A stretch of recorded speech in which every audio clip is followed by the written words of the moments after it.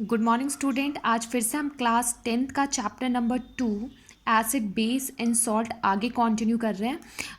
उसका जो सब टॉपिक हमारा चल रहा था वो सॉल्ट चल रहा था।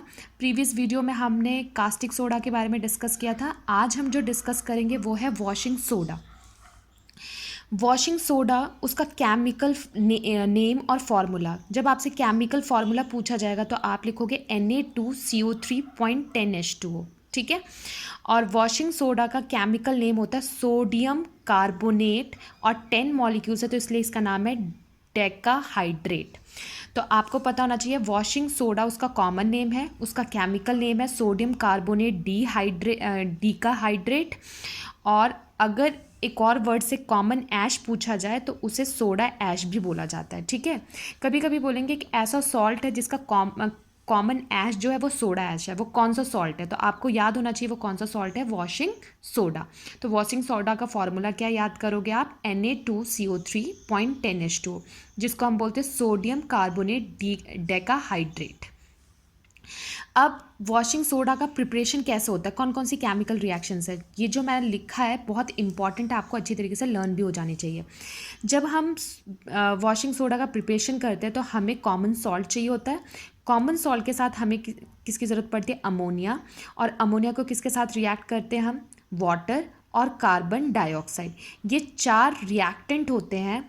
जब ये चार रिएक्टेंट रिएक्ट होते हैं तो ये किसका फॉर्मेशन करते हैं, NaSCO3, जिसको बोलते हैं सोडियम हाइड्रोजन कार्बोनेट।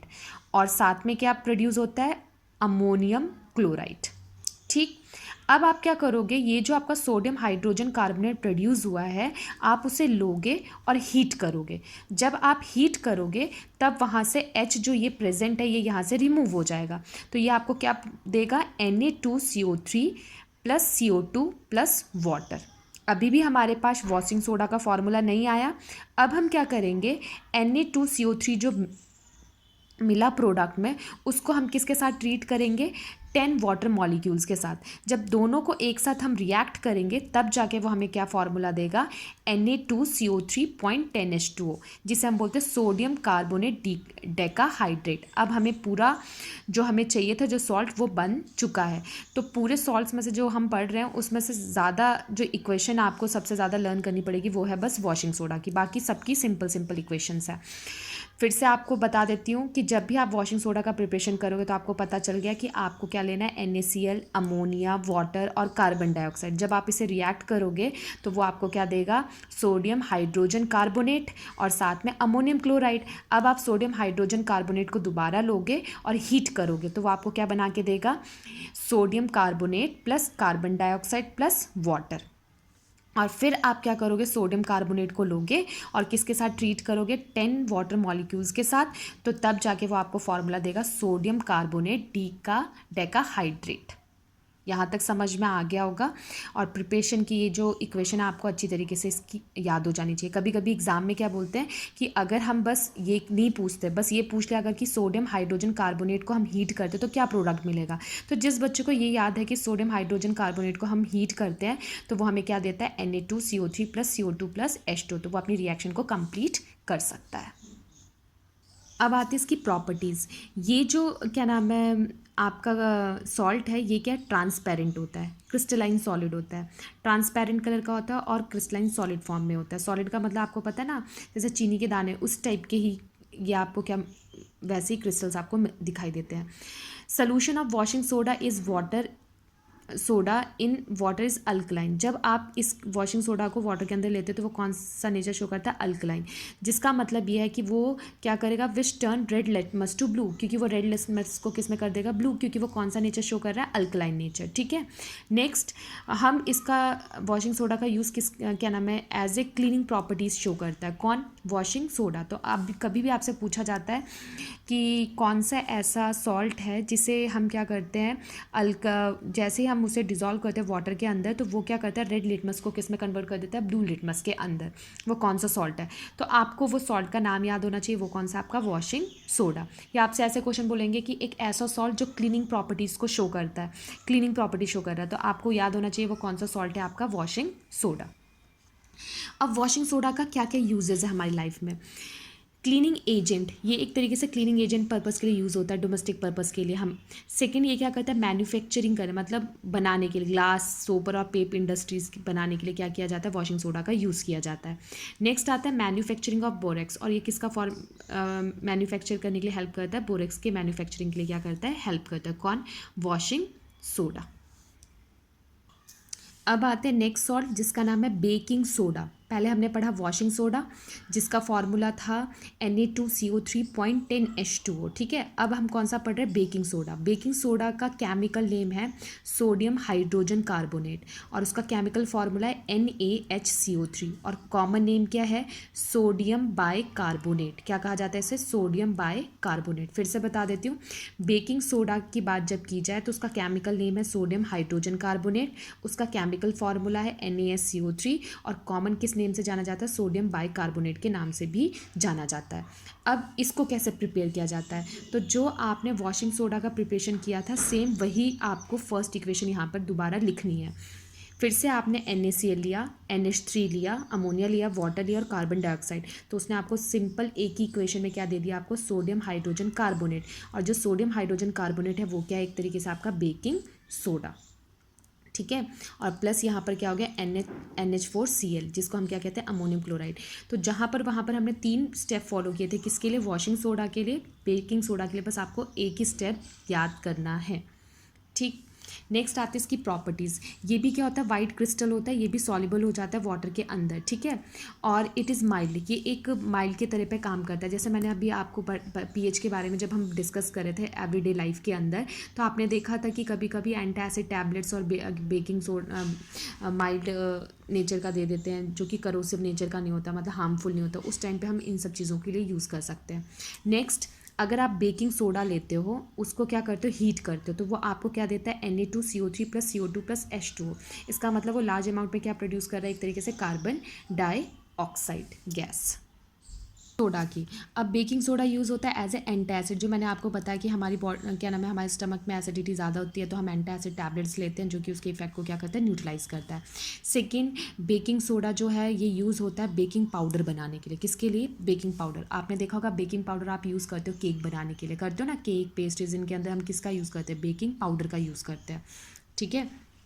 और आपने ये भी सुना होगा कि जो बेकिंग सोडा होता है, बेकिंग सोडा अगर हम लेके आते हैं, अगर मान लो कोई मेहमान आपके घर में आ गया, तो क्रिस्पी पकोड़े बनाने हैं, काफ़ी कुछ ये यूज़ करने हैं, तो फुलाने का जो काम करता है एक तरीके से कौन कर रहा है, आपका बेकिंग सोडा काम करता है। बेकिंग सोडा हम डालते हैं, जिसे आप एक तरीके से मीठा सोडा कहते हो, ठीक। जो अभी हमने डिस्कस किया था वो किसके बारे में, बेकिंग सोडा के बारे में किया था, जिसे हम एक तरीके से मीठा सोडा कहते हैं। तो आपने देखा होगा वो किसी भी चीज़ को क्या करता है, फुला देता है, क्रिस्पी नेचर। तो कभी कभी आपसे बोलते हैं कि एक ऐसा पाउडर है जो कि क्या नाम है, किचन पर्पज़ के लिए यूज़ करता है और वो चीज़ों को बहुत जल्दी फुला देता है, या फास्टिंग कुकिंग पर्पज़ के लिए यूज़ किया जाता है। तो वो कौन सा होता है, आपका बेकिंग सोडा यूज़ होता है, ठीक है। जैसे एग्जाम्पल के लिए कोई मेहमान आपके घर में आ गया और आपको क्या नाम है, काबुली चने उसे की सब्ज़ी बनानी है और वो उबले हुए नहीं है, तो आप फटाफट उसमें बेकिंग सोडा डाल के फटाफट क्या करते हो, उबाल देते हो, तो वो चीज़ क्या होती है, फूल जाती है बहुत जल्दी, ठीक है। तो वहाँ पर हम किसका यूज़ करते हैं, बेकिंग सोडा का यूज़ करते हैं। और बेकिंग सोडा की हेल्प से किसका फॉर्मेशन होता है, बेकिंग पाउडर। बेकिंग पाउडर जो होता है वो किसका मिक्सचर होता है, बेकिंग सोडा और टार्ट्रिक एसिड का। तो आपको याद होना चाहिए, अगर मान लो बस आप केक में क्या करते हो, बेकिंग सोडा ही डालते हो, ठीक है, मतलब बेकिंग सोडा आपने केक में डाल दिया और बेकिंग पाउडर डालना भूल गए, तो बेकिंग पाउडर अगर आप डालना भूल गए तो जो बिटरनेस टेस्ट होती है, मतलब जो कड़वापन होगा वो ख़त्म नहीं होगा केक में, और उसमें क्या होगा, कड़वापन आएगा। इसलिए हम बेकिंग पाउडर का यूज़ करते हैं, और वो कड़वापन जो दूर करता है वो कौन करता है, एक तरीके से टार्ट्रिक एसिड। तो कभी भी आपसे पूछा जाता है बेकिंग पाउडर किसका मिक्सचर है, तो बेकिंग पाउडर किसका मिक्सचर होगा, baking soda plus mild tartaric acid. If only baking soda is use in making cakes, अगर आप बेकिंग सोडा का ही यूज़ करोगे केक बनाने के लिए और उसे हीट करोगे तो सोडियम कार्बोनेट फॉर्म होगा। क्या बनेगा, सोडियम कार्बोनेट, और जो कि कौन सा टेस्ट देगा आपको, बिटर। बिटर का मतलब कड़वा टेस्ट देगा। जैसे यहाँ पर मैंने आपको बताया, अगर मैंने केक में बस क्या डाला, सोडियम हाइड्रोजन कार्बोनेट, और उसे हीट कर दिया, तो उसने मुझे क्या दिया, Na2CO3 + CO2 + H2O, मतलब बेकिंग सोडा तो दिया ही। बेकिंग सोडा जो बना, एक तरीके से सोडियम कार्बोनेट जो बना, उसका जो टेस्ट होगा सोडियम कार्बोनेट का, वो कैसा होगा, बिटर टेस्ट का होगा, मतलब कड़वापन आएगा, ठीक है। इस कड़वेपन को हटाने के लिए हम किसका यूज़ करते हैं, बेकिंग पाउडर का। अब बेकिंग पाउडर, अभी आपको मैंने बताया बेकिंग पाउडर क्या कंटेन करेगा, टार्ट्रिक एसिड कंटेन करेगा, ठीक है। और वो टार्ट्रिक एसिड क्या करेगा, सोडियम कार्बोनेट के साथ रिएक्ट करेगा, और जब वो सोडियम कार्बोनेट के साथ रिएक्ट करेगा तो वो जो बिटरनेस टेस्ट आ रही थी वो पूरी तरीके से वो टेस्ट क्या होगी वहाँ से ख़त्म हो जाएगी, और आपका जो क्या नाम है केक होगा काफ़ी फ्लफ़ी और स्पॉन्जी नेचर शो करेगा।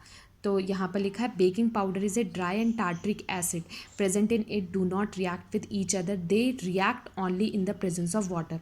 तो बेकिंग पाउडर अगर ड्राई होगा और टार्ट्रिक एसिड उसके साथ है तो वो रिएक्ट नहीं करेगा, हमेशा उसको किसकी ज़रूरत है, वाटर की ज़रूरत है, तभी जाके वो अपना काम करेगा। जैसे यहाँ पर लिखा है NaSCO3, तो ये आपने ले लिया सोडियम हाइड्रोजन कार्बोनेट, इसको किसके साथ रिएक्ट किया, H पॉजिटिव के साथ, तो उसने क्या दिया, टार्ट्रिक एसिड और Na+ और CO2 + H2O, बहुत मात्रा में CO2 प्रोड्यूस किया। तो जब केक बनता है, अगर गलती से आपने मान लो बेकिंग पाउडर नहीं डाला तो वहाँ पर स्पंजी केक नहीं बनता, जैसे आपका हलवा होता है वैसा बन जाता है।